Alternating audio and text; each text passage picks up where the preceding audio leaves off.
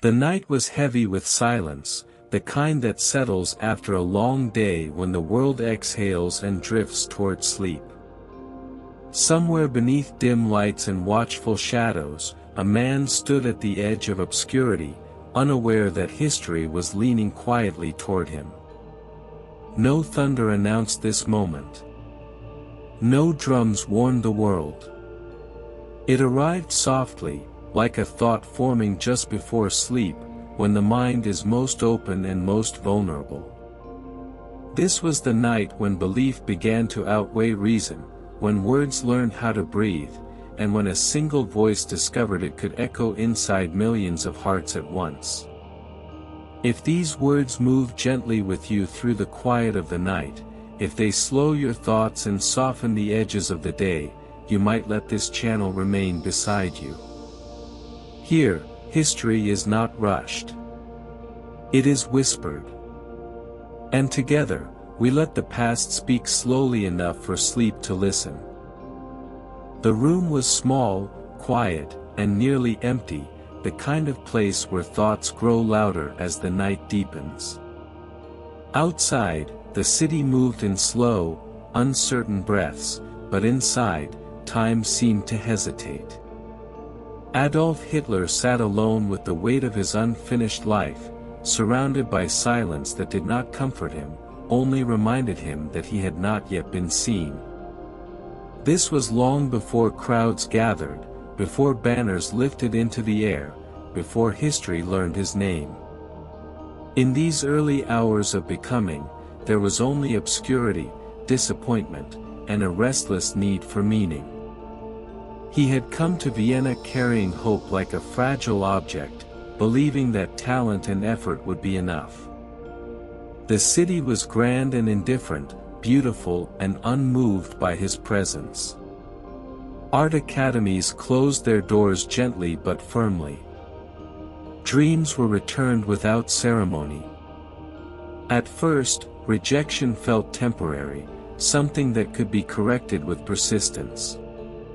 But as months passed, the refusals settled deeper, turning quiet evenings into long nights filled with doubt. Hunger followed him, not just for food, but for recognition, for proof that he mattered in a world that seemed unwilling to notice. Yet something unusual happens when a person is repeatedly ignored. Some retreat inward, shrinking into themselves. Others begin to observe. Hitler began to watch the world more closely. He listened in cafes where voices rose and fell with frustration. He listened in shared rooms where men spoke of lost pride and stolen futures. He noticed how anger traveled faster than reason, how simple explanations felt warmer than complicated truths. Even then, without naming it, he was studying emotion, tracing its path from one person to another. As the nights grew colder, his loneliness sharpened his attention. He noticed that people were not drawn to careful thought when they were tired. They leaned toward certainty, toward confidence, toward anyone willing to speak without hesitation. He began to understand that suffering creates openness, and openness invites influence. These realizations did not arrive loudly. They formed quietly, like ideas that slip into the mind just before sleep, when defenses are low and imagination is awake. His days were spent wandering streets that did not remember his footsteps. Shelters became temporary homes. The rhythm of survival replaced ambition. But beneath this surface drift, resentment slowly took shape. It was not sudden or explosive. It grew patiently, fed by humiliation and unanswered longing. Failure stopped feeling like a personal setback and began to feel like injustice. And injustice, once believed, demands explanation. In moments of reflection, often late at night, he replayed conversations in his mind. He imagined different outcomes, different words, different tones. He practiced speaking, sometimes aloud, sometimes only in thought. His voice, still uncertain, searched for strength. Not yet to command, but simply to hold space. These rehearsals were private and unremarkable, but they mattered. They were the early shaping of a presence not yet tested. There were also quieter moments, when exhaustion softened his anger and uncertainty returned. In those moments, the old fear surfaced, the fear of fading into nothing. That fear became a steady companion, whispering that obscurity was worse than failure. It pushed him to keep watching, keep listening, keep shaping his inner narrative. As this part of his life drew on, something subtle but dangerous took root. He began to believe that his suffering granted him insight. That his rejection gave him clarity others lacked. This belief wrapped itself around his identity, comforting and unsettling at once. And so, as the night settled gently over the city, his voice remained unheard by the world, but not by himself. It was gathering shape in the darkness, waiting for a moment, waiting for a room, waiting for ears willing to listen. The years moved forward quietly, without announcement or mercy, folding one disappointment into the next. When the First World War arrived, it did not feel like chaos to him at first. It felt like direction. For a man who had wandered through uncertainty, the war offered structure, uniforms, and a sense of belonging that wrapped itself around his loneliness. In the disciplined rhythm of military life, his days were finally shaped by purpose, and that alone felt like relief. War simplifies the world in strange ways. Sleep becomes rare and precious. Fear becomes ordinary. Life narrows to survival, loyalty, and obedience. In the trenches, surrounded by mud and waiting, Hitler watched men cling to belief as tightly as they clutched their rifles. He saw how shared danger dissolved differences, how a common cause could steady trembling hands. Even amid exhaustion and explosions, his attention never stopped moving outward. He listened.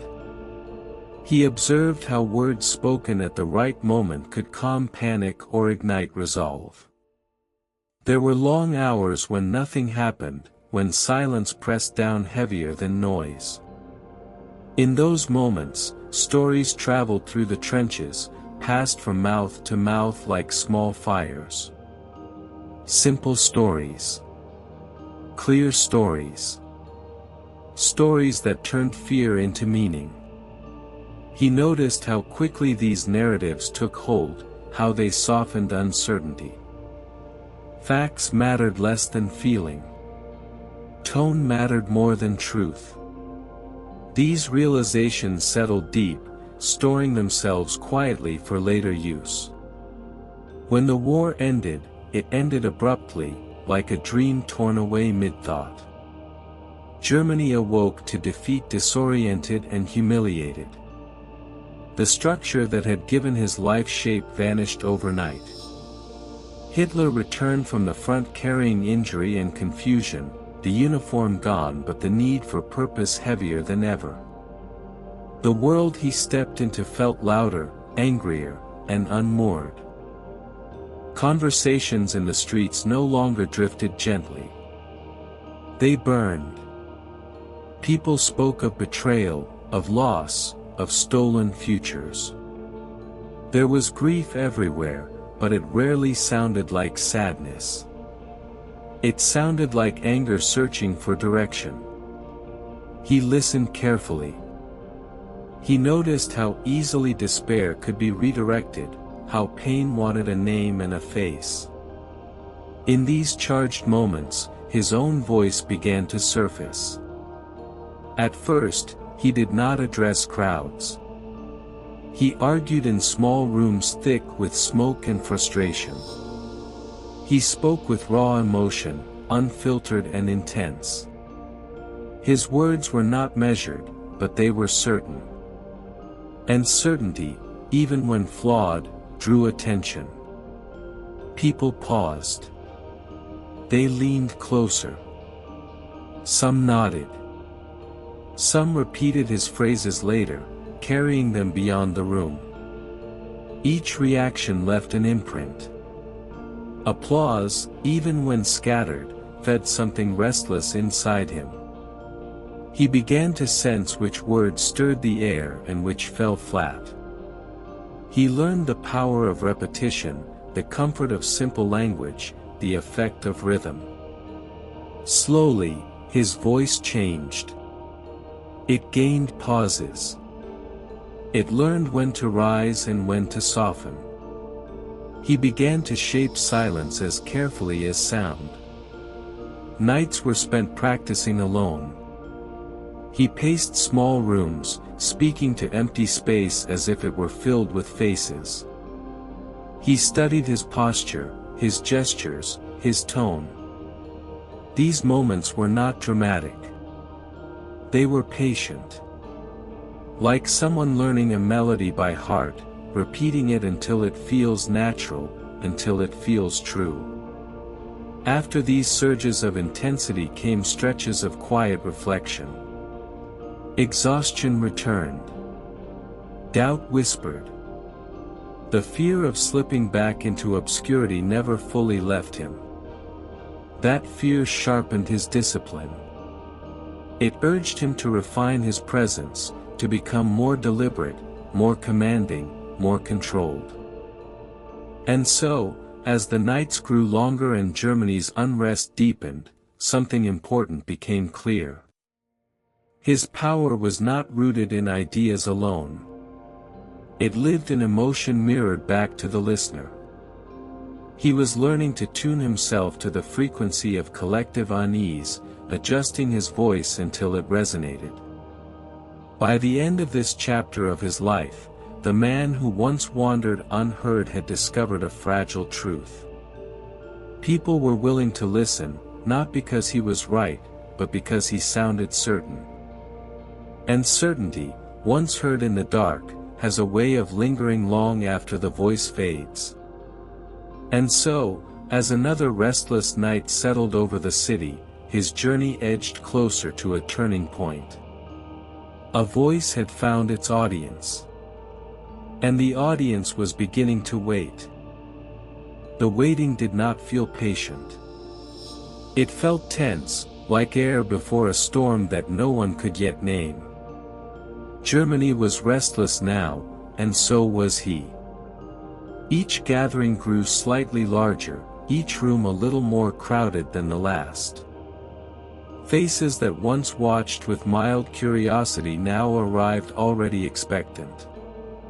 They came not only to listen, but to feel. And he felt that change before he fully understood it. There was a subtle shift in the way the room held him. Conversations quieted more quickly when he stood. Eyes followed his movements. Silence began to form before he spoke, not after. This silence was different from the one he had known in lonely rooms and empty shelters. This silence leaned toward him. It waited. And in that waiting, something inside him steadied. He began to sense the emotional shape of a crowd the way a musician senses tempo. He felt when attention wavered, when doubt flickered, when anger rose close to the surface. His words adapted instinctively. He slowed when tension thickened. He sharpened when energy dipped. Each speech became less about what he planned to say and more about what the room seemed to ask for. After moments of intensity, he learned to pause. Not long enough to break the spell, but long enough to let the feeling settle. In those pauses, people breathed together. They felt connected, not just to him, but to one another. And connection, once felt, can be mistaken for truth. The room itself seemed to agree with him, nodding through shared emotion. Later, alone again, the quiet returned, but it no longer felt empty. It felt charged. He replayed these moments in his mind, not with disbelief, but with focus. He began to understand that influence did not require force.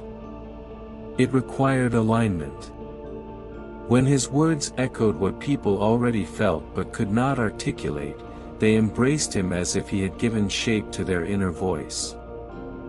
There were nights when this realization unsettled him. When he lay awake, listening to the distant hum of the city, he sensed the weight of what was forming.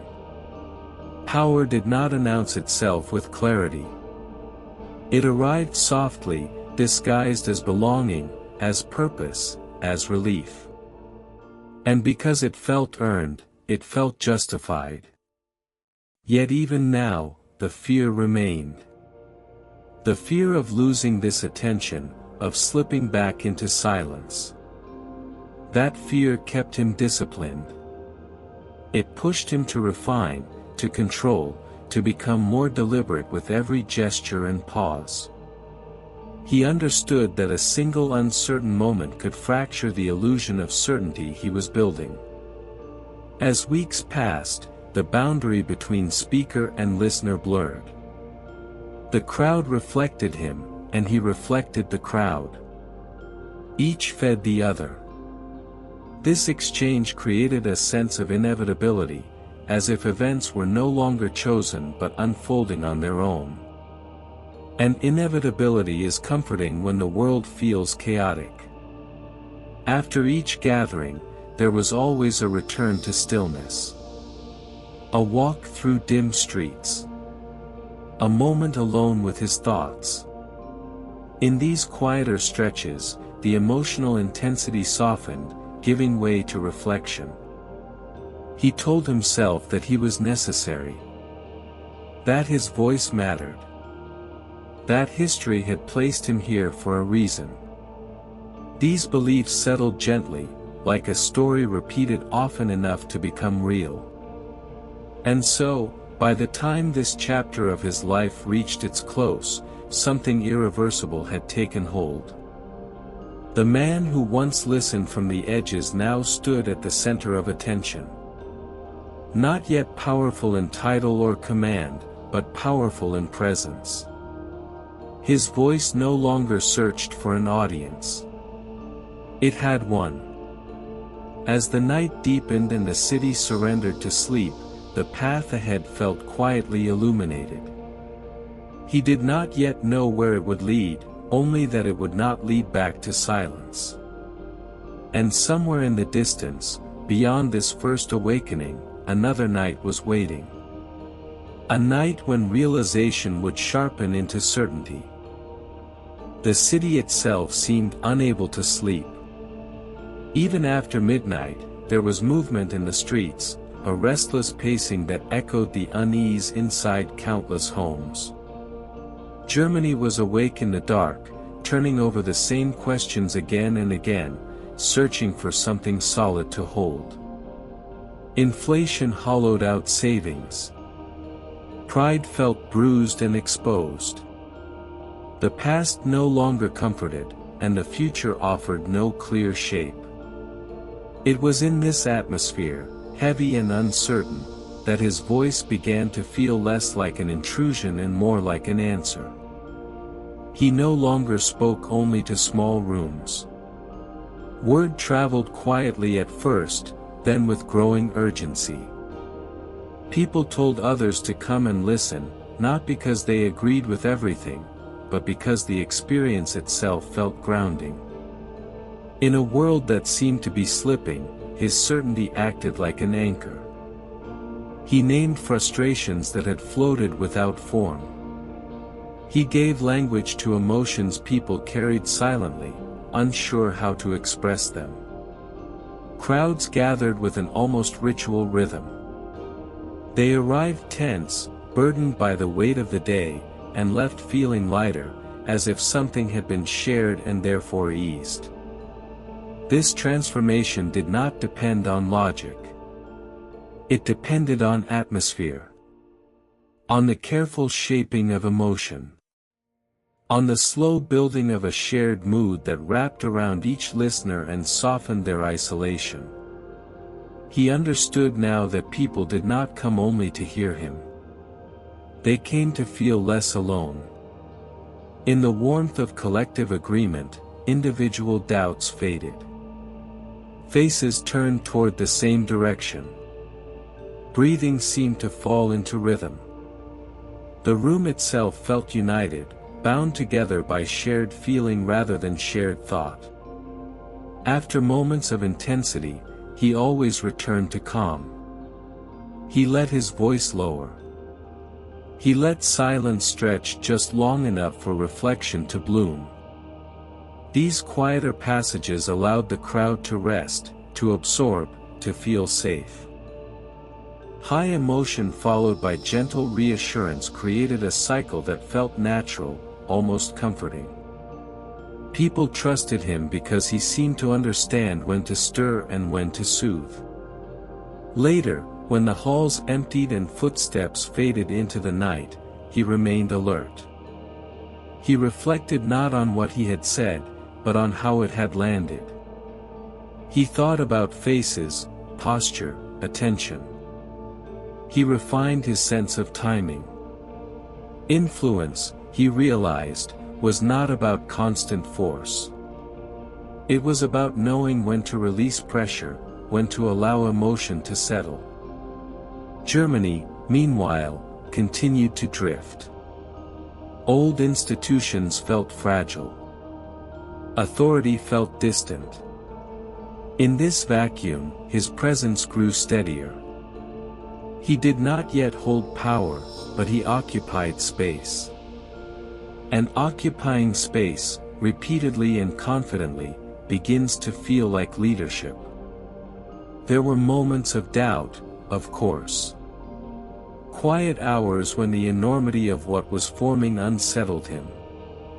In those moments, he reminded himself of the silence he had come from. He told himself that this path was not ambition, but necessity. That without his voice, confusion would only deepen. And so, as the city finally slowed and windows darkened one by one, his influence continued to spread softly, almost invisibly. Not as command, but as comfort. Not as force, but as familiarity. The night carried his words outward, into homes and conversations and private thoughts. And somewhere within that spreading calm, something else began to take shape. A realization not yet complete, but approaching. A sense that influence, once felt, could be guided further. That belief itself could be shaped. And so the night moved gently forward, carrying him closer to the moment when understanding would turn into certainty. As the days blurred into weeks, the gatherings began to feel less like events and more like rituals. People arrived earlier now, filling the spaces before he appeared, sitting in quiet anticipation as if preparing themselves for something familiar and necessary. There was comfort in repetition. The same room. The same rising hush. The same moment when the outside world seemed to pause. In uncertain times, predictability can feel like shelter. He sensed this shift immediately. The crowd no longer needed to be convinced to listen. They were already listening before he spoke. Their attention rested on him with a quiet trust, and trust, once given, is powerful. It softens resistance. It invites guidance. He felt it in the way people leaned forward, in the way silence deepened rather than scattered. His words grew more deliberate. He spoke slowly, allowing emotion to unfold rather than rush. He painted pictures of loss and dignity, of stolen pride and promised renewal. These images were simple, almost gentle, but they lingered. They offered listeners a way to organize their pain, to place it inside a story that felt meaningful rather than random. And meaning, especially when shared, eases fear. After moments of heightened intensity, he always returned them to calm. His voice would lower, his pace would soften, and the room would breathe together again. This rhythm became a kind of unspoken agreement. He would stir their emotions, then reassure them. He would awaken their anger, then cradle it. This balance made the experience feel safe, even soothing, despite the tension beneath it. In quieter moments, when he walked alone through dim streets afterward, he reflected on this growing bond. He understood now that influence was not about shouting louder than others. It was about aligning himself with what people already felt and giving it direction. He was no longer chasing attention. Attention came to him, and he shaped it gently, like clay warmed by many hands. There were still nights when doubt visited him. When the enormity of the crowd's faith felt heavy rather than exhilarating. In those moments, he reminded himself of the emptiness he had known before. The silence that had once surrounded him returned only in memory, and that memory hardened his resolve. He could not return there. He would not. Germany continued to ache. Economic strain pressed into daily life. Old certainties faded. In this environment, his presence felt increasingly stable. People spoke of him in conversations not as a speaker, but as a figure. A reference point. Someone who seemed to understand the shape of their fear.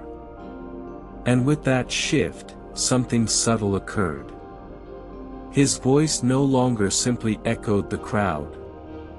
It began to lead it, gently at first, almost imperceptibly. He introduced ideas slowly, wrapped in familiar emotion. He tested reactions, adjusted tone, refined timing. Influence deepened not through sudden change, but through careful continuity. After each gathering, as the halls emptied and the night reclaimed the streets, there was a lingering calm. People returned to their homes feeling connected, held by a shared experience. And connection, when repeated, becomes loyalty. As the night stretched onward, one truth settled quietly into place. He was no longer just speaking into unrest. He was shaping it. And with each passing evening, the distance between speaker and leader grew thinner. Somewhere ahead, not far now, waited a moment of clarity. A night when understanding would sharpen, when influence would reveal its full shape. And until then, the city continued to gather, and he continued to speak, both moving steadily towards something neither could yet fully name. The halls grew fuller, but the atmosphere grew quieter. It was a different kind of silence now, not empty or uncertain, but focused. People arrived carrying the weight of their private worries, yet when they sat together, those worries seemed to soften, as if shared without words. He felt this collective stillness before he spoke, like a low current running beneath the room. It told him that something had changed, that the gathering itself had become more powerful than any single speech. He began to understand that presence mattered as much as language. The way he stood, the way he waited, the way he allowed the silence to settle before breaking it. These moments prepared the crowd, gently opening them, lowering their guard. By the time his voice rose, They were already receptive, already aligned. The room did not resist him. It moved with him. There were nights when he spoke less and felt more. When a single phrase, repeated slowly, seemed to ripple outward, touching each listener in a personal way. People nodded not because they were instructed to, but because the words felt familiar, as if they had been waiting to hear them. In these moments, belief did not feel imposed. It felt discovered. After the intensity came the quiet, as it always did. He learned to let his voice trail into reflection, allowing the energy to dissolve into calm. This was when the room felt most intimate, when listeners seemed suspended between emotion and rest. High feeling gave way to gentle reassurance, and that reassurance lingered long after the final word. Alone again, walking through streets washed in dim light, he felt the weight of his growing influence settle more firmly. It was no longer surprising. It felt expected. And expectation, repeated often enough, begins to feel like destiny. He told himself that history moved through individuals for a reason, that he had been shaped by hardship to recognize this moment. Germany continued to search for stability, and in that searching, people returned to him again and again. They spoke his phrases in private conversations. They carried his tone into their homes. His voice traveled beyond the halls now, moving quietly through everyday life. Influence was no longer confined to the moment of speech. It lingered, settling into thought. Yet beneath this growing certainty, there remained a fragile awareness. He sensed that attention could be lost as easily as it was gained. That belief required care. This awareness kept him vigilant. He refined his timing. He softened where needed. He sharpened where necessary. Control did not arrive suddenly. It was practiced, rehearsed, and adjusted. As the chapter drew toward its close, the night seemed to hold a deeper stillness. The city, exhausted by uncertainty, leaned into routine, into familiarity, into the comfort of a voice that promised clarity.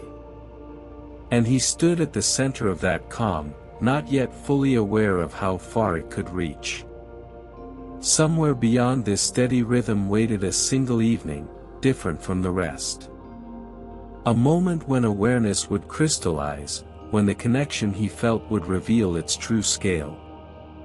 The night had not yet arrived, but it was approaching. And so, as the streets quieted and the lamps dimmed, the story moved forward, guided gently toward the moment when influence would become realization.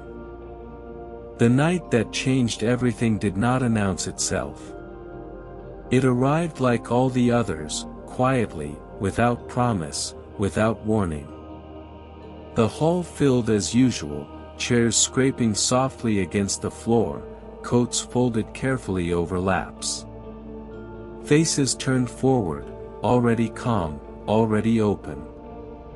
There was nothing to suggest that this evening would be different, and yet something beneath the surface felt sharper, more alert, as if the air itself were paying attention. He stood waiting, letting the room settle before he spoke. The silence held.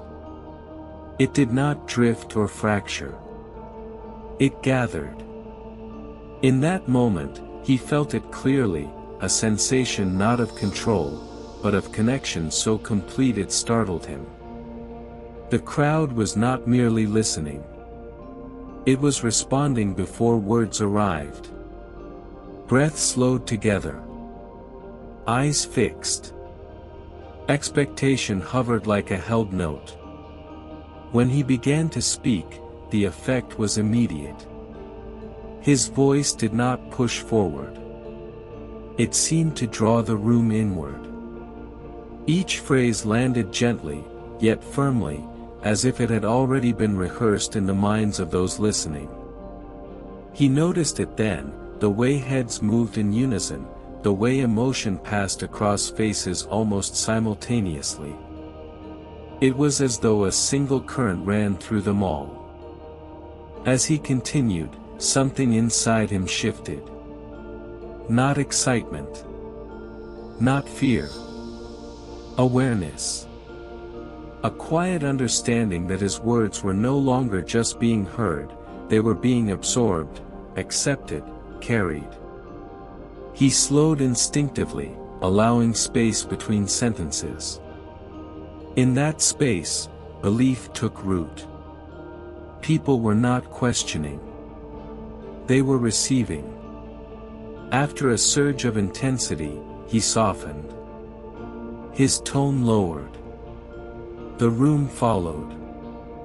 The rise and fall of emotion felt effortless, like breathing. This rhythm did not feel learned. It felt natural, inevitable.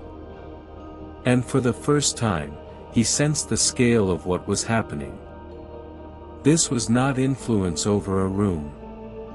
This was influence over feeling itself. For a brief moment, as his voice echoed back to him through attentive silence, a thought passed through his mind, clear and unsettling. If emotion could be guided so easily, then belief could be shaped. And if belief could be shaped, then action would follow. The realization did not arrive loudly. It settled gently, like a truth too large to ignore. After the speech ended, the applause rose and fell, but it felt distant to him now.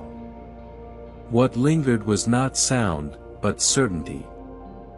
As people filed out quietly, faces softened, conversations hushed, he remained still, absorbing the weight of the moment.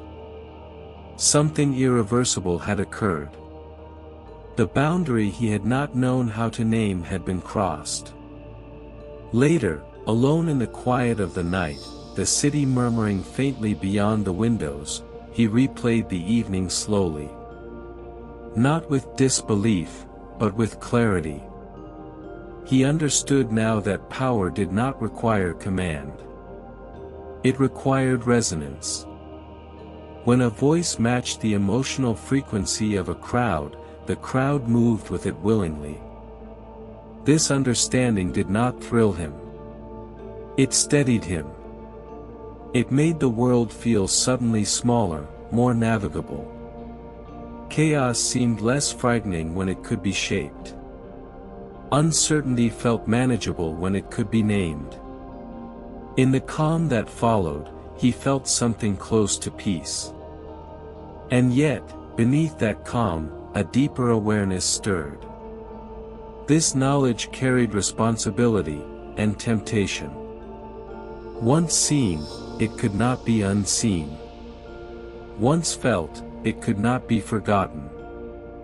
The night had given him a glimpse of something vast and dangerous, and it had done so gently, without force.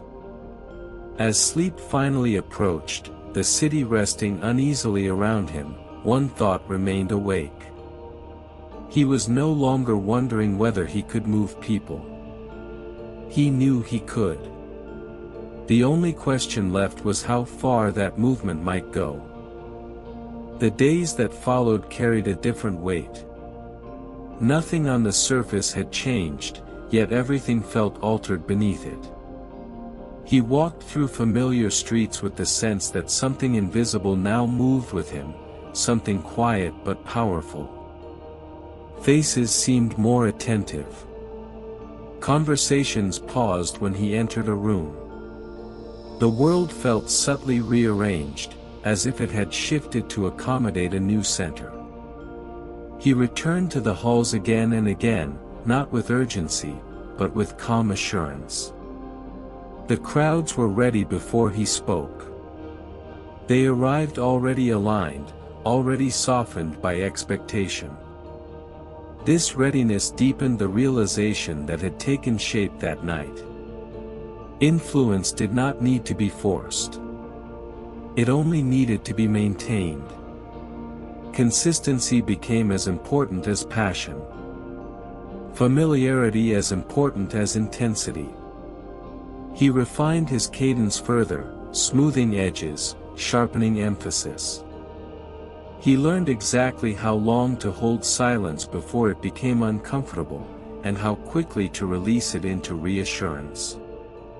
Each speech felt less like performance and more like guidance. He was no longer testing the room. He was moving within it, shaping its emotional flow with ease. After moments of heightened feeling, he always allowed space for calm. He spoke of order, of belonging, of shared destiny. These ideas rested gently on the crowd, offering relief rather than demand. People left feeling steadied, not shaken. And that steadiness drew them back. Comfort, once experienced, is deeply persuasive. In quiet moments alone, he considered what this meant. The realization no longer startled him. It settled into his thinking like a permanent presence. He told himself that leadership was not about domination, but about understanding. That guiding emotion was an act of clarity, not cruelty. These thoughts unfolded slowly, wrapping his actions in justification. Yet the awareness carried a shadow. He understood that belief, once shaped, could be narrowed. That repetition could harden feeling into conviction. These ideas hovered at the edge of his mind, not yet acted upon, but acknowledged. Power does not always announce its intentions. Sometimes it waits, patient and composed. Germany continued to lean into him. The world outside the halls remained unstable, but inside, there was rhythm and predictability. His voice had become a constant, a reference point amid uncertainty. And with each return, the connection deepened. Trust layered itself gently over trust, until doubt felt distant. Late at night, when the city finally grew quiet, reflection returned. He thought of the silence he had once known, the years of being unseen. That memory no longer frightened him. It reminded him of distance traveled, of transformation earned. The past became proof that this present moment was not accidental. As this part of the journey drew on, the realization that had begun as a whisper now rested firmly within him. He could guide feeling. He could shape belief. And belief, once shaped, could carry people far beyond the moment of listening. Somewhere ahead waited the next shift, quieter but more decisive. A turning where understanding would become intent. The night moved steadily toward it, carrying both the speaker and the listening world forward together. The realization did not demand action right away. It settled instead, patient and observant, watching how the world responded to his steadiness. He allowed time to pass, not out of caution, but out of instinct. He understood now that movement did not always require motion. Sometimes, stillness itself drew others closer. The halls continued to fill, yet the energy within them softened. There was less tension in the air, less raw anger. What replaced it was something quieter and more enduring. Assurance. People listened not because they were stirred, but because they felt held. His voice had become a place they returned to, a familiar presence that made uncertainty feel manageable. He noticed how easily the crowd followed subtle shifts. A change in tone, a pause held slightly longer, a phrase repeated with care. These small adjustments guided emotion without resistance. There was no need for force when alignment already existed. The room moved as one body, breathing together, responding together, resting together. After each gathering, as the applause faded and footsteps drifted away, he remained inwardly composed. There was no rush of triumph. What he felt was clarity. The understanding that power did not arrive suddenly or violently. It grew quietly, fed by trust and repetition. And because it grew slowly, it felt stable. In moments of solitude, the night offering its familiar stillness, he reflected on the nature of belief. How it formed not through argument, but through reassurance. How it deepened when questions were answered not with facts, but with certainty. He told himself that people needed this guidance, that confusion was more dangerous than direction. These thoughts did not clash with his conscience. They calmed it. Germany, still restless beneath the surface, continued to seek grounding. Institutions felt distant. Authority felt fragmented. In this space, his presence filled the gaps naturally. People spoke of him not as a speaker, but as someone who understood. Someone who felt the weight of their fears and gave them shape.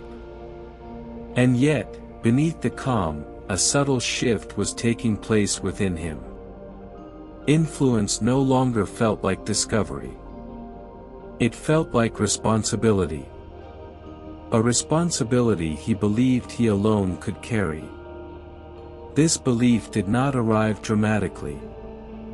It formed quietly, like a conclusion reached after long reflection. The night that had first revealed his reach now felt distant, yet its echo remained. He no longer questioned whether he could move people. He wondered instead how carefully that movement must be guided. Control did not yet feel necessary. Direction did. As this chapter of understanding drew toward its end, the path ahead appeared clearer, though narrower. The connection between him and the crowd had settled into something enduring. Familiar. Trusted. And trust, once established, rarely retreats on its own. Somewhere beyond this calm waited a shift in tone, a narrowing of purpose. The night had been generous, revealing power gently, without demand. But dawn, when it arrived, would ask more. And so the story moved forward, quietly, steadily, toward the moment when influence would no longer simply exist, but begin to choose its direction. The nights began to feel different, not louder or brighter, but more deliberate. There was a sense of narrowing now, as if the wide uncertainty that once surrounded him was slowly drawing inward, focusing itself into something more precise. The calm he had cultivated remained, but beneath it moved intention. He felt it in the way he prepared himself before speaking, in the way his thoughts no longer wandered but followed a clear line forward. The halls were full as always, yet the atmosphere carried a new density. People listened with the same trust, the same openness, but now their attention felt heavier, more expectant. They were no longer just seeking reassurance. They were waiting for direction, even if they did not yet know it. He sensed this waiting and adjusted himself to it, careful not to rush, careful not to fracture the calm that made his voice feel safe. He began to choose his words with greater precision. Not sharper, but narrower. Ideas were introduced slowly, wrapped in familiar emotion, allowed to settle before being repeated again on another night. Repetition did its quiet work. What once sounded like reflection began to feel like truth simply because it returned unchanged. Consistency softened resistance. Familiar phrases became anchors. After moments of intensity, he still returned the room to rest. His voice lowered, his pace slowed, and the collective breath eased. This balance remained essential. High feeling without calm would exhaust them. Calm without direction would loosen his hold. The rhythm was maintained carefully, like a heartbeat that could not be allowed to falter. In the quiet that followed each gathering, when the night reclaimed the streets and the world seemed to exhale, he felt the weight of responsibility more clearly. Influence was no longer something he observed from a distance. It was something he carried. There were evenings when this realization unsettled him. When the stillness of his room felt heavier than the noise of the crowd. In those moments, reflection softened the edges of ambition. He told himself that guidance was necessary, that uncertainty harmed more than certainty ever could. These thoughts did not feel cruel.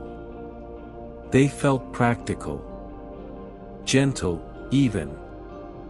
He believed that he was offering clarity to a world that had lost it. Germany continued to drift beneath the surface calm of routine. Economic pressure pressed quietly into daily life. Old structures felt fragile. In this environment, his steadiness felt increasingly essential. People returned not out of excitement, but out of reliance. And reliance deepens bonds more firmly than enthusiasm ever could. He noticed how little effort it now took to move the emotional tone of a room. A single phrase could tighten focus. A pause could draw attention inward. A softened ending could leave listeners reflective rather than restless. This ease did not thrill him. It reassured him. It confirmed what he had already come to accept. The boundary between influence and control remained thin, but it was no longer invisible. He could see it now, stretching ahead of him like a quiet path. He had not stepped fully onto it yet, but he knew where it led. Knowledge, once gained, changes the shape of choice. Even restraint becomes a form of decision. As the night deepened and lamps dimmed across the city, he felt closer than ever to a moment of final clarity. A night when understanding would no longer simply rest within him, but demand acknowledgement. The calm would remain. The softness would remain. But beneath it, something firmer was forming. And so the story moved forward into deeper quiet, carrying him toward the night that would confirm what he already sensed. A night when realization would become resolve, and resolve would begin to shape the waking world. The nights began to feel different, not louder or brighter, but more deliberate.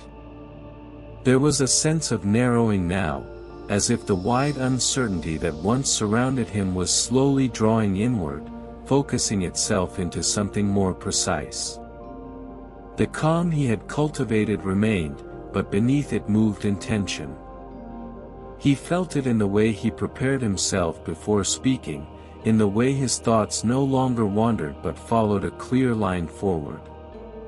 The halls were full as always, yet the atmosphere carried a new density. People listened with the same trust, the same openness, but now their attention felt heavier, more expectant. They were no longer just seeking reassurance. They were waiting for direction, even if they did not yet know it. He sensed this waiting and adjusted himself to it, careful not to rush, careful not to fracture the calm that made his voice feel safe. He began to choose his words with greater precision. Not sharper, but narrower. Ideas were introduced slowly, wrapped in familiar emotion, allowed to settle before being repeated again on another night. Repetition did its quiet work. What once sounded like reflection began to feel like truth simply because it returned unchanged. Consistency softened resistance. Familiar phrases became anchors. After moments of intensity, he still returned the room to rest. His voice lowered, his pace slowed, and the collective breath eased. This balance remained essential. High feeling without calm would exhaust them. Calm without direction would loosen his hold. The rhythm was maintained carefully, like a heartbeat that could not be allowed to falter.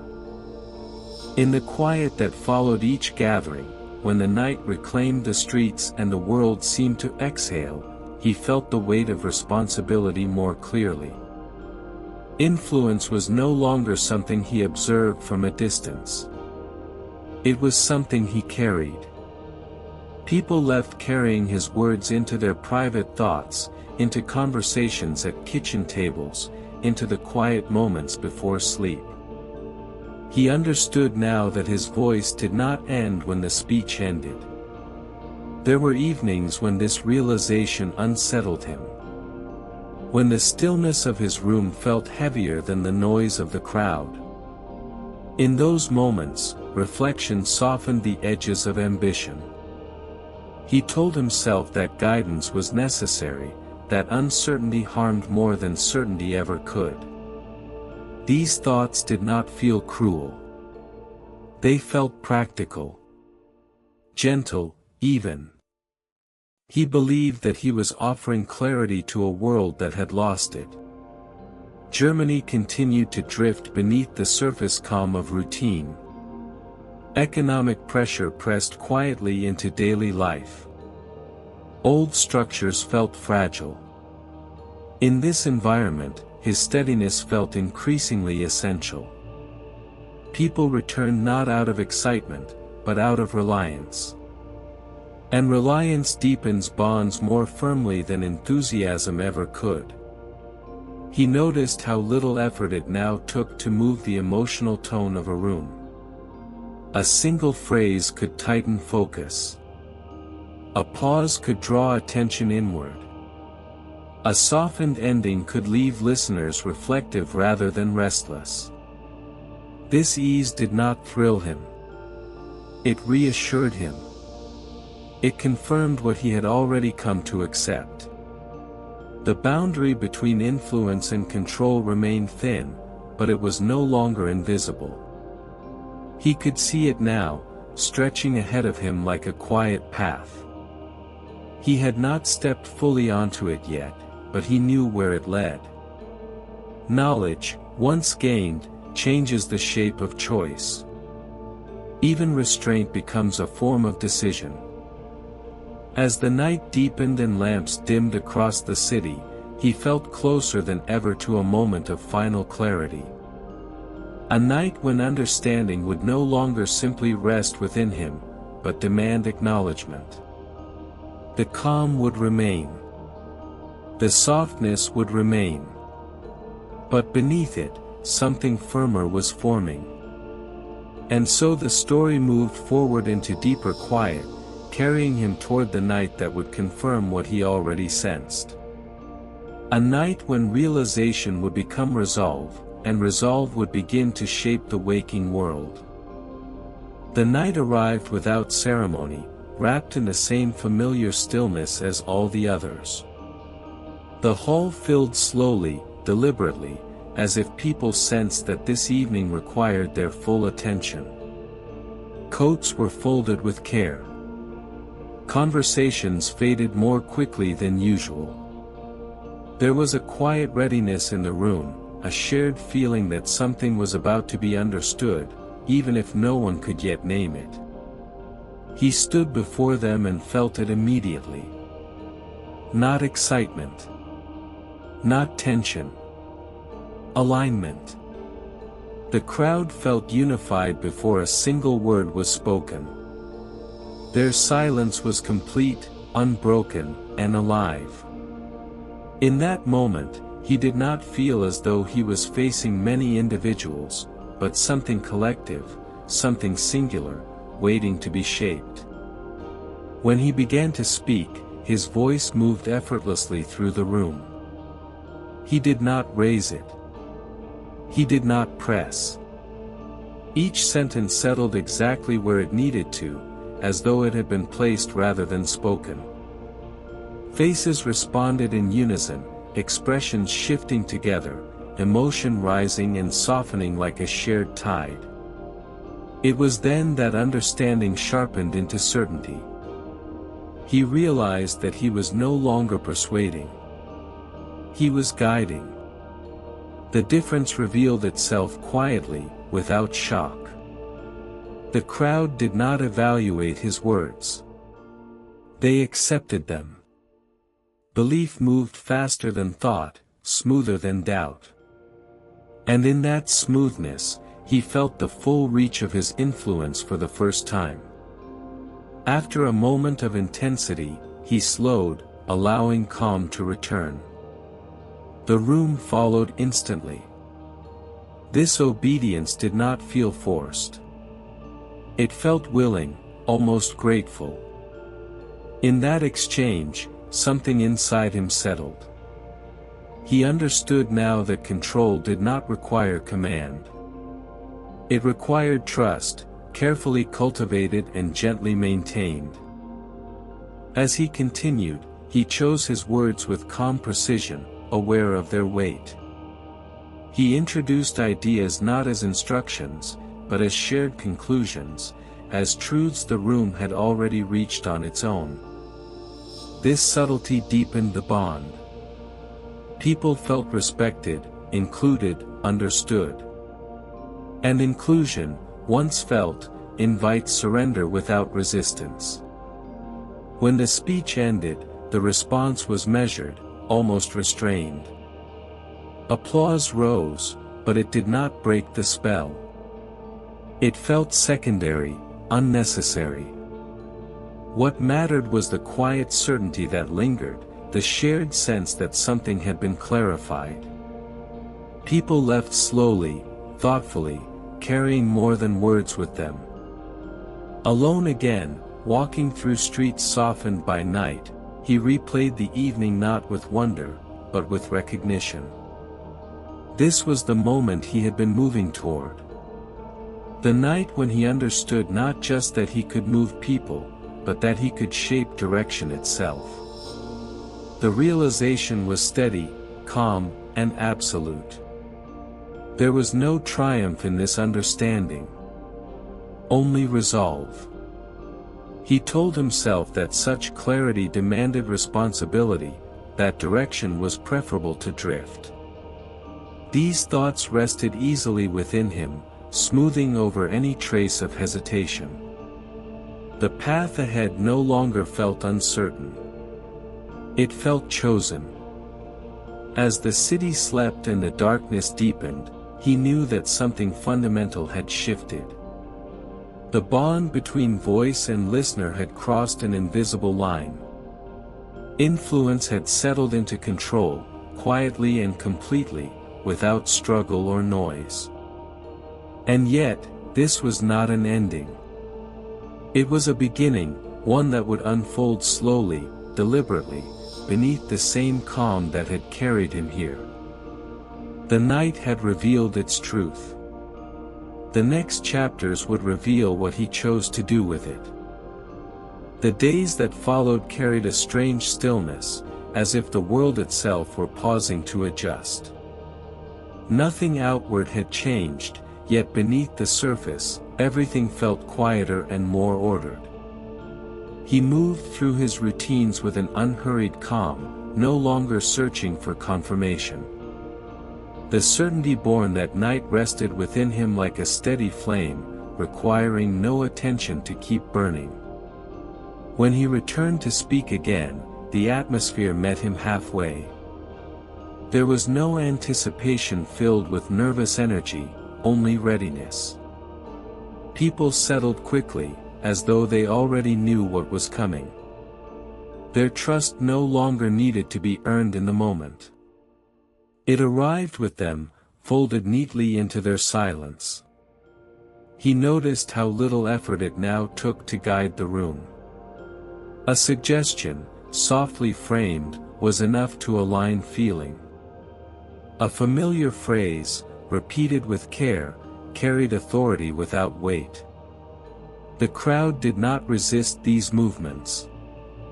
They welcomed them. In a world that felt fragile and uncertain, direction felt like relief. After moments of heightened emotion, he still returned them to calm. This habit remained essential. The rise was never allowed to become overwhelming. The fall was always gentle. In this rhythm, people felt safe enough to follow without question. Safety, once established, dissolves the need for doubt. In private moments, reflection continued, but it no longer unsettled him. He thought of influence not as something seized, but as something granted. He believed the crowd had chosen him because he understood them. That belief wrapped his actions in justification, softening any trace of conflict. He did not see himself as controlling. He saw himself as guiding a shared will. Germany continued its quiet search for stability, and his presence increasingly felt like an answer. His words were repeated in everyday conversation, stripped of their original tone but retaining their certainty. They traveled beyond the halls, settling into thought, shaping perception long after the voice itself had faded. As nights passed, the realization deepened that this calm connection could be extended further, that belief could be refined, focused, directed. These thoughts did not rush him. They waited patiently, as the night always did. Power, when it arrives gently, rarely feels dangerous. And so, as this chapter drew to its close, the path ahead felt narrower but clearer. The line between influence and control had been crossed without resistance, without noise. What remained was choice, quiet and deliberate. The night did not judge. It only watched. Beyond this calm waited consequences, unseen but inevitable. The next chapter would carry belief beyond the hall, beyond the voice, and into the world itself. The world beyond the halls did not change all at once. It shifted slowly, almost politely, as if careful not to disturb the calm that had settled so gently. Words that had once lived only in shared rooms now traveled outward, carried in conversations, repeated in private moments, whispered before sleep. Belief, once anchored to a voice, began to exist on its own. He noticed this change not through applause or attention, but through echo. Phrases returned to him unchanged, spoken by others with the same certainty he had once provided. The sound of his voice no longer needed to be present. Its rhythm had been absorbed. Its tone remembered. Influence had stepped beyond proximity and into permanence. This was when control took on a quieter form. Not command, but expectation. People began to anticipate what he would say, to align themselves in advance. Agreement formed before discussion. Doubt softened before it could fully rise. The work of persuasion was no longer visible, because it no longer felt like persuasion at all. After moments of intensity, the familiar calm still followed. This rhythm had moved beyond technique and become tradition. High emotion was always eased into reassurance. Fear was always given shape and then softened. This pattern made belief feel protective rather than demanding. People did not feel driven. They felt guided. In solitude, reflection returned with a different texture. He no longer asked whether he should move people. He asked how carefully that movement should be shaped. The idea of restraint felt unnecessary now. Direction had proven itself effective. And effectiveness, once demonstrated, has a way of quieting hesitation. Germany continued to drift through uncertainty, but less blindly now. There was a sense of shared direction, however narrow it might be. People felt less alone in their fear, less uncertain in their anger. These emotions had been named, organized, and returned to them as purpose. And purpose, even when fragile, feels like relief. He understood that belief could now be narrowed further, refined into focus. Broad emotion could be guided into specific conviction. This understanding did not excite him. It steadied him. The night had taught him that power did not need urgency. It needed patience. As the city settled into routine once more, something else settled with it. A new normal. A shared frame through which the world was interpreted. And once such a frame is accepted, it becomes difficult to see beyond it.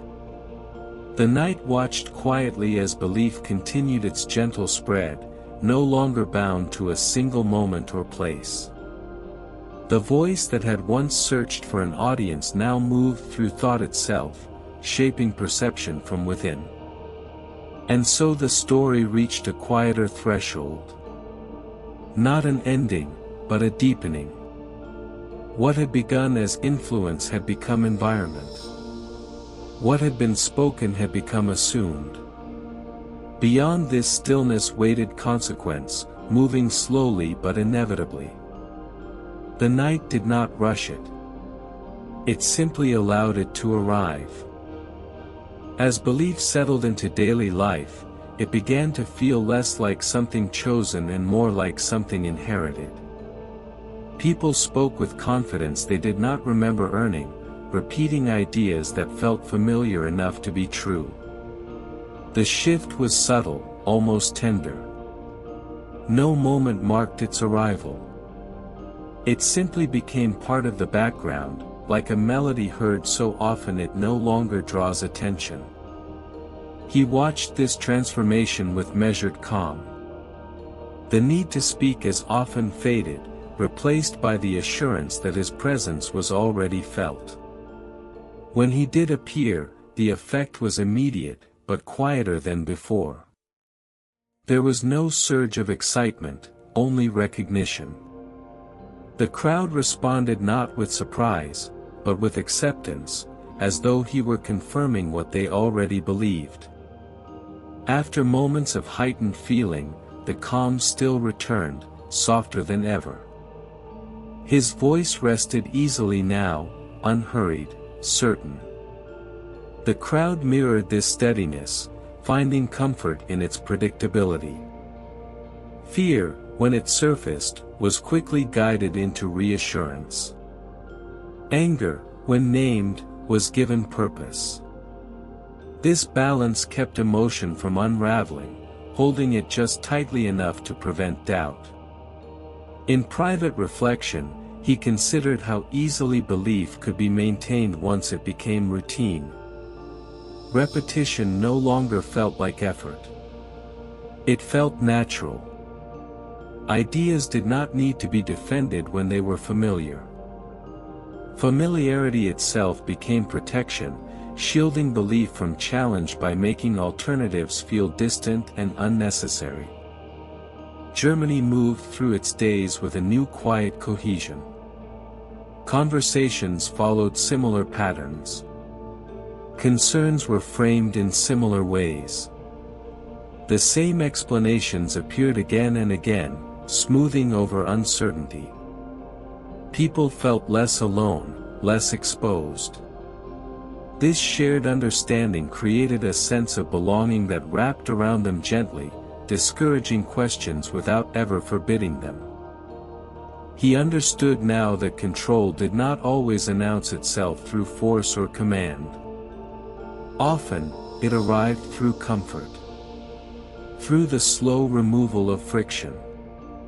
Through the promise that the world made sense, as long as one listened carefully enough.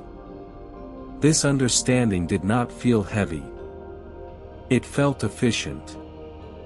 As nights passed, the distance between thought and belief continued to shrink. Emotion flowed along well-worn paths, guided by repetition and trust. The voice that had once carried these ideas no longer needed to be present. It had been internalized, absorbed into the rhythm of daily life. And yet, beneath this calm, the night carried its own awareness. Consequence moved quietly, unacknowledged but inevitable. Belief, once settled, rarely remains harmless forever. It gathers weight as it spreads, shaping not only how people feel, but how they act. As this part of the story drew toward its close, the stillness felt deeper, more complete. The world seemed at rest, even as it drifted further along a chosen path. The night did not interrupt. It only observed, holding its silence as belief continued to harden gently into conviction. Conviction, once formed, does not arrive loudly. It settles. It lowers its voice. It becomes the quiet answer that rises before the question is fully asked.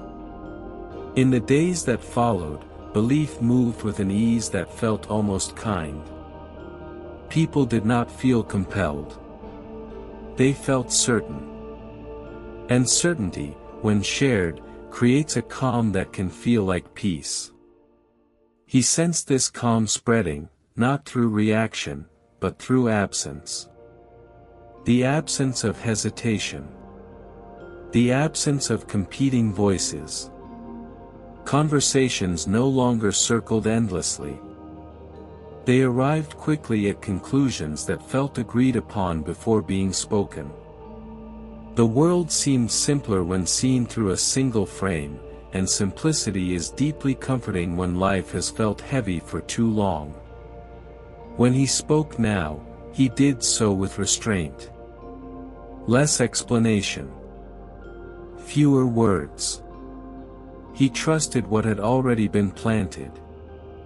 The room responded with the same attentiveness, but quieter, steadier. There was no need for heightened emotion. Belief had matured. It no longer needed to be awakened. It needed only to be maintained. After each gathering, the familiar descent into calm felt deeper than before. People left not energized, but settled. Their faces carried relief rather than urgency. They returned to their lives feeling aligned with something larger, something that promised order.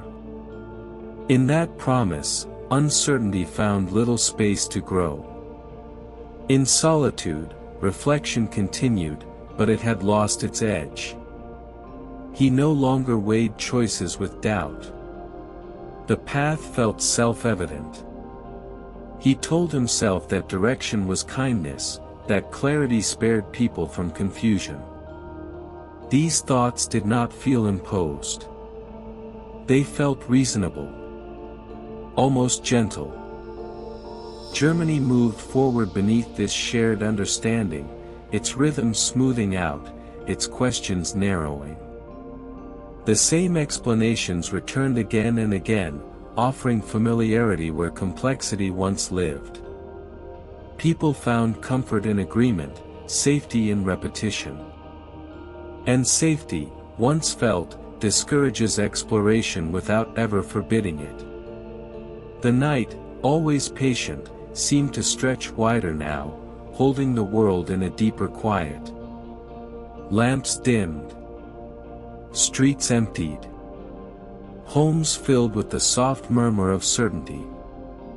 Belief had woven itself into the ordinary, becoming invisible through familiarity.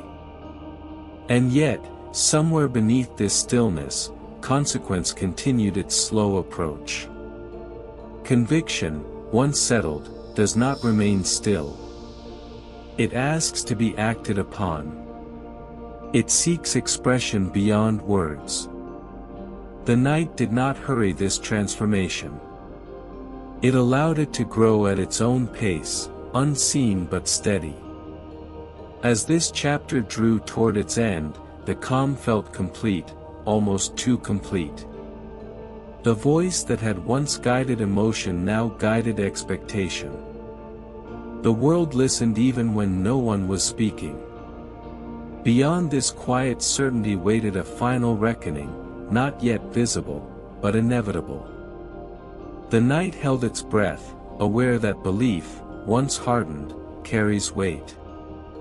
And weight, once felt, always moves the world. The stillness that followed was not empty. It was full, layered with expectation, shaped by repetition and trust. Belief had settled so deeply into the rhythm of daily life that it no longer felt like belief at all.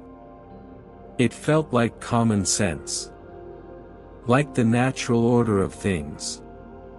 When people woke in the morning, the world seemed already explained, already framed, requiring no effort to understand. He moved through this calm with measured steps. There was no urgency now, no need to press or persuade.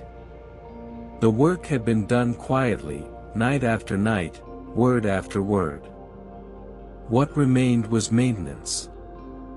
The careful preservation of certainty. He spoke less often, and when he did, his words landed with ease, needing no emphasis. Silence itself carried authority. After each appearance, the familiar easing returned. The crowd dispersed slowly, thoughtfully, as if reluctant to disturb the calm they carried with them. Faces were relaxed. Voices low. People returned to their homes with the comfort of alignment, the relief of knowing where they stood. In this shared stillness, doubt found little room to breathe. In private moments, he reflected on how far the night had carried him. From isolation to attention. From attention to influence. From influence to control so gentle it barely registered as such. He told himself that this progression had been inevitable, shaped by circumstance and need. That the world had asked for this direction, and he had answered. Germany moved beneath this quiet certainty, its movements smoother, its questions fewer. The absence of conflict felt like healing. The narrowing of thought felt like focus. People did not feel constrained. They felt protected. And protection, when offered softly, is rarely questioned. Yet beneath the calm, something continued to gather. Conviction seeks expression. Belief, once fully settled, presses outward into action. This pressure did not announce itself with noise or urgency. It arrived as expectation, as readiness, as a sense that the next step was obvious and necessary. The night, which had once whispered possibility, now watched with quiet gravity. It had revealed power gently, allowed it to grow without resistance. And now, it waited. Not to intervene, not to judge, but to witness what certainty would demand when it finally reached beyond words. As lamps dimmed and streets emptied once more, the calm held firm. The world rested inside the story it had been given, unaware of how completely it had accepted it. The voice that had once guided feeling now guided direction, even in silence. And so the night deepened, carrying belief toward its inevitable reckoning. The story did not end here. It simply paused, suspended between calm and consequence, waiting for dawn. Dawn did not arrive all at once. It never does. It crept in slowly, softening the edges of night, revealing shapes that had long been hidden in shadow. What belief had built quietly now began to show its outline. The calm remained, but it carried weight. The kind of weight that presses forward, asking to be used. People moved through their days with a shared sense of readiness. Not urgency. Not fear. Readiness. Conversations felt settled before they began. Choices felt guided before they were consciously made.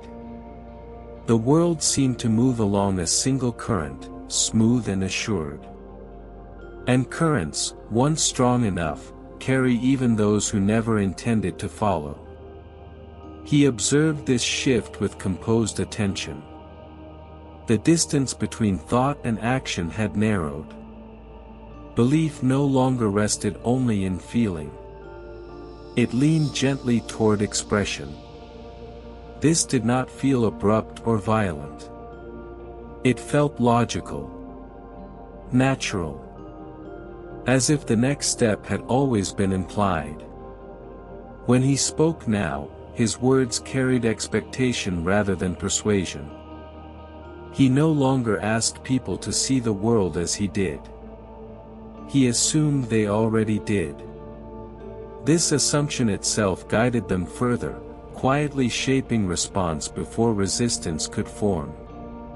Control, at this stage, required almost no effort.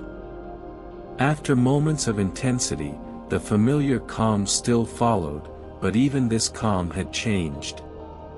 It was deeper, more resolute. People did not simply feel reassured. They felt committed. The softness of the night had given way to the steadiness of early morning, when decisions feel easier because uncertainty has been gently erased. In solitude, reflection returned one last time with clarity rather than doubt. He told himself that history did not move through hesitation. That direction, once revealed, must be followed. These thoughts no longer needed justification. They felt self-evident, wrapped in the certainty that had grown night after night. Germany stood within this shared conviction, calm on the surface, aligned beneath it. The world felt ordered. Purposeful. And in that order, the consequences of belief began to stir, not yet loud, but no longer distant. The night, which had carried this transformation so patiently, now began to release its hold. It had done its work.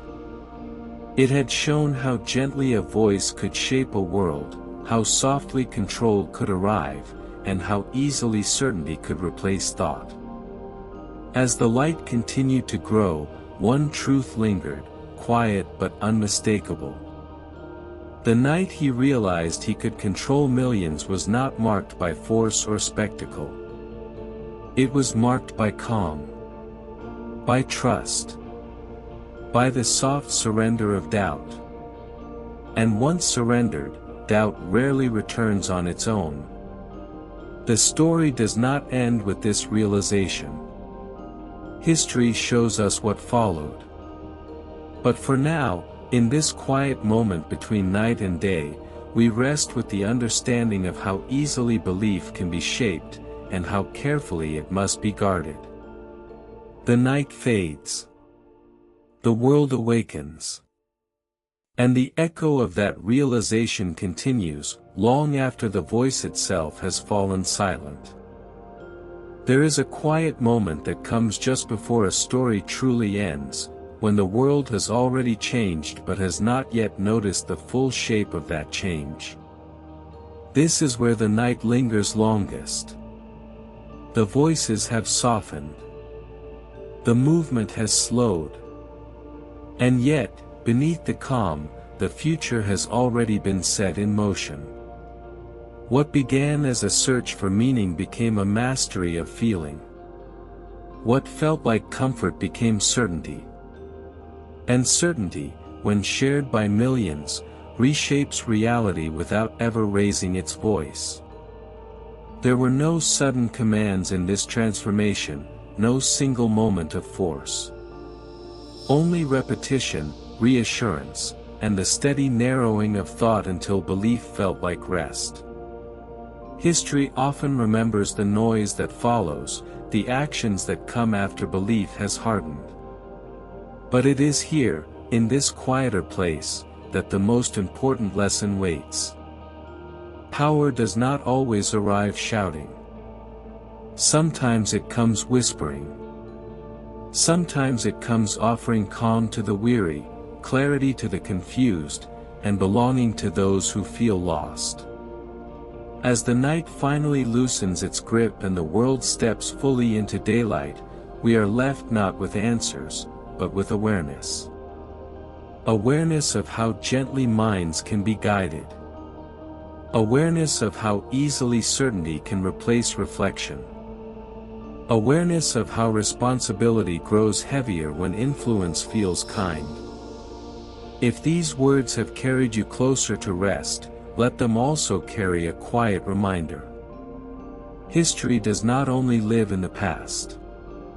It lives in patterns, in emotions, in the spaces where doubt grows tired. To understand how millions can be controlled, we must first understand how easily we all seek calm. And so, as sleep draws nearer and the night releases you gently, let this story settle without urgency. Let it rest where reflection lives. And if you wish to return again, to another whispered chapter of the past, this place will remain.